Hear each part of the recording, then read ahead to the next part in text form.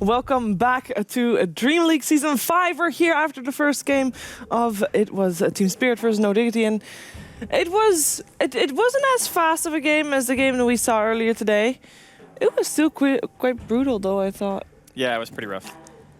They talked about greed, Cinderen's drafting, saying, you know, we're going to pick some greedy stuff. They opened up Fury and Bounty.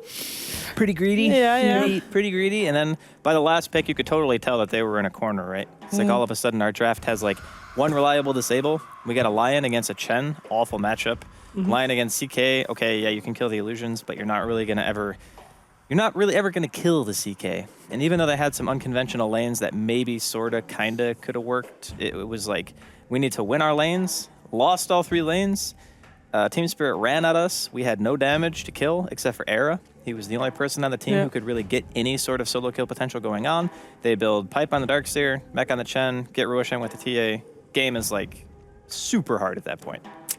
You got Iceberg on a Templar Assassin, running around, killing people, Blink Dagger, Dasso. That boy was farmed. He gets surged in. He could do whatever he wanted to Charles. Yeah, I mean, it's really hard to say much more about the game because, in all honesty, they were just super greedy. Like, Yes. They picked Zeus, Furion, Bounty. First 3 heroes. No disables, no real pushing potential outside of if the Furion comes in and drops some trees.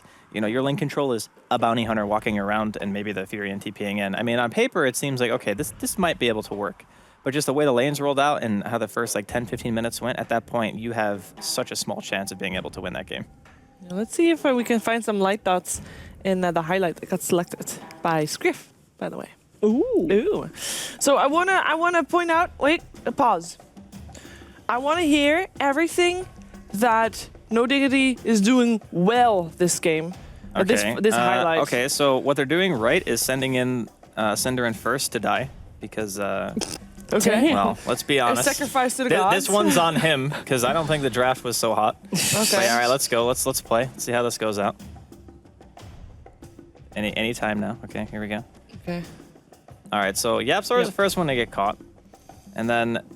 I mean, it's really hard to say what they're doing well because, in all honesty, their heroes just can't really function in these types of situations. What could they do better? Well, they're just getting ran at, Cheever. Yeah, but why? They don't have any disables. Why are they trying? Can they not run away faster? No, they can't. There's an Earth Spirit on the enemy team and a Darkseer surging heroes after you. But then why did they get cut out in the first place? Was it lack of wards? Well, why were they there? Okay, so in Dota, you need to control tempo. And in order to control tempo, you have to try to do something. Yeah, but they were all 5 people there. If you just keep sitting in your base the whole game, you're never going to win. The best defense is a good offense. True. That's what every team wants. They want to try to make the enemy team play their game. So that's you're why, saying they were there because they wanted to fight? Well, they were there because they had to do something. You're not going to win just sitting high ground waiting for the enemy team to kill like 3 Roshans. I really tried to make them say positive things, guys. It's tough. It's really tough in this game. I'm not saying like the idea that they were going for, I understand it. Like you can relate and say, okay, yeah, you're fearing your bounty. You know, you can scout out kills in the early game. You can use the bounty to stop the Chen from farming. Didn't really work, but maybe the next game they will cut down on the greed and they will use this as a lesson and say, dear God, we need to stop picking 3 heroes with no disables in the first 3. That would be nice. Yeah, that was. Yep. They played 2 games, right, against Vega, and one game, the first game that they played, they actually won. Yeah. And they were super aggressive the whole time through. They were fighting like 24/7. Fighting is king this patch, I feel. Yep. Why didn't they pick something more fighty? Or do you feel like they tried? Their lineup can fight. It's just the way that they take fights and the way that Spirit take fights with their lineup is completely different. So we're talking about small skirmishes. We're talking about, you know, the bounty finding a target, Fury and TPing in, you know, getting a kill that way. Use Zeus ulti. You have a lot of global potential with that lineup. They want picks. They don't want to fight 5 versus 5. Team Spirit are like, we got a Chen. We got CK with Phantasm. He RNG'd his ult like, 3 times in a row as well. It's pretty lucky. Yeah. But they just want to go as 5, and they want to just mow down towers, take objectives. Just like we saw earlier today. Right. Yeah, so in order for that lineup that they draft to function against Team Spirit, they need to at least win 1 lane, which they didn't. Right. And they need to pressure in a way that forces Team Spirit to move around, similar to what we saw earlier when Spirit were playing in the first series. They were pulling the enemy team apart by their movement. That's the kind of game that, you know, Cinderen wants to play with that draft. He doesn't want to play 5-man Dota. 5-man Dota, you will lose against that team. And unfortunately, the pacing wasn't in a way where they could afford to do that because they hit their timings too quick. They got Roshan really early. They were pushing all the towers. They had mech, they had pipe. I think prior to 20 minutes in, when your main damage dealer is Zeus and Tiny and the enemy team has pipe mech, before you have any real... And the Tiny bought a freaking Ghost Scepter. Yeah. Like, you have no... It's kind of sad. The reason why I can't say anything like positive is because... We can try to look at something positive. Okay. Maybe it's going to be positive for Team Spirit, though. There's a pretty big chance that will actually be the case. We have another highlight. All right. Clip. Pause. What's happening here? Yapsor gets tossed by his teammate onto Phonic. They have a chance. They have a chance. To kill Phonic. Where's everybody else? Okay, so far Phonic is by himself. Yep. Phonic is alone. I think the Furion's going to be TPing in as well. Phantasm. Watch out for Horsey Porsey. Yeah. Yapsor, his life is flashing before his eyes right now. This is not the happy place. Oh, he dead. But this is another thing about CK, and I mentioned this during the game, is when you are playing against CK as Tiny, that is not a favorable matchup for you. It's not like a Sven, where you get free 20 armor and you have a 75% cleave and God strength to be able to eat through the illusions. Right. Tiny needs Aghanims before he becomes, even a little bit good against CK. And yeah, you have the burst damage, but a Tiny against a CK with Phantasm, the CK will win most of those engagements as well. Right. So you need to split the map. You need to win at least one lane. You need to prevent Spirit from ever getting to a stage where they can just freely walk into you. And unfortunately, they just couldn't do it. Okay, so in this scenario, the Team Spirit is really good at going 5-man, and they like to go 5-man. And they like to push early. And they like to push early. Super aggressive. So do you want to try to have a better 5-man lineup? Or try to bait them into not going 5-man? I don't think you can do that. Yeah, I mean, I think that's what we might have saw in this match. It also depends on who gets Dire. Okay. I think Dire is really important in these games. No, Diggity will get Dire this game. It seems like when a CIS team gets Dire, they always just battle, just fight all the time. And even as Radiant, they might do the same thing. Who knows? They probably will. It's all about Roshan, right? It's like we kill, we get Roshan, we force our advantage, and we take all of your towers.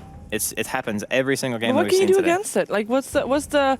Maybe not even kill them in return, or maybe not even push them in return. But how can you stop the death ball? You can win the lanes really hard, so you can draft to do that, which I feel is kind of what they were trying to do with the first game draft by picking Fury and Bounty. Because on paper, it's like, okay, we can move around a lot. We can force really small fights and take our advantage this way. But the problem is when that fails, that lineup becomes really weak during the mid game. So maybe pick something that's not. Doesn't fall off as much. It doesn't. You want good lanes, but at the same time, you also want disables. I think that was another really big problem. But normally disables make for good lanes. Stuns. No, that's true. That's true as well. True. Well, I would even think about prioritizing heroes like Sven if you can get it a bit earlier, because I feel like he kind of fills in all the gaps that a lot of teams have. Like he's good damage, he offers a disable, he can be kited, but it's difficult. Right? Like if you are playing against maybe a Fury and you don't have a Quelling Blade, whatever, a couple of stuns. But then it's still, you're pulling attention towards you. And Sven's a very tanky hero in his own right. That's why you see him so often banned in the second phase. So I think they just need something that can frontline. And I think that would actually help them in their early game fights. Because they picked this kind of, we need to kite around. We need to take all these little ratty fights. And it just did not work. Team Spirit is like, nope, Haymaker, you're dead. Yeah. Why not more of an emphasis on team fights? Like, why are we not seeing things like Enigma? They did that. They did like it to the extreme, actually. They took a lineup where they had like Enigma, Puck, and like all this mass 5-man AoE. Right. And then they just lost all 3 lanes.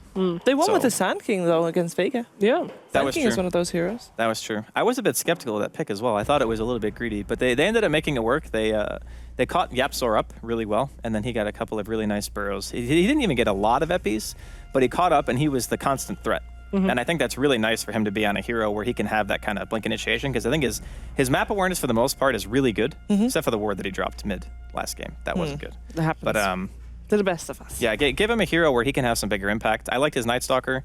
I liked his Sand King. I think he just needs to be on something that's able to contribute a bit more than just He a bounty. didn't win in his Night Stalker, though. I was underwhelmed. No, by but his I don't feel like it was necessarily his play that was Okay. the problem.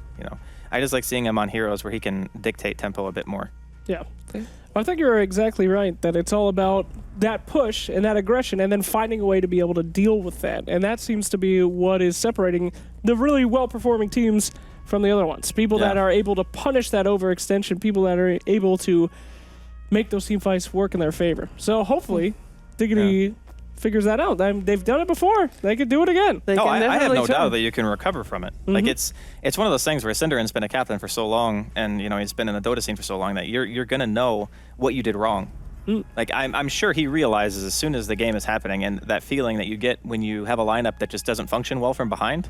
That's pretty much what he had, and he knows. He's like, okay, maybe I should just have a different plan next game. So I wouldn't be shocked to see them go for something a bit different, have a bit more fighting potential, and maybe they can take it to 1-1. Because I did think this series was going to go 1-1. Right. I didn't think it would be a 2-0. Okay. And you've never been wrong before. No, I've been wrong plenty of times. Well, I'm wrong every time I queue for a Dota game. If you want to be right, Draskell, you have to have this next game last 60 for minutes? 51 minutes. Could happen. Oh, that's not too bad. Needs 21 minutes. Could happen. And that could Waga happen. needs 4 less than you. 26 minutes. 26 minutes. No, 4 less than me. 4 less than So you. then 46 minutes. Can I Or count 47. properly? Not Yeah, going to happen. Yeah. 47 minutes. No. 47 minutes. That's so we're ridiculous. going to find out which is going to be. And we are in the draft, so we can take a look at that too and see which heroes, which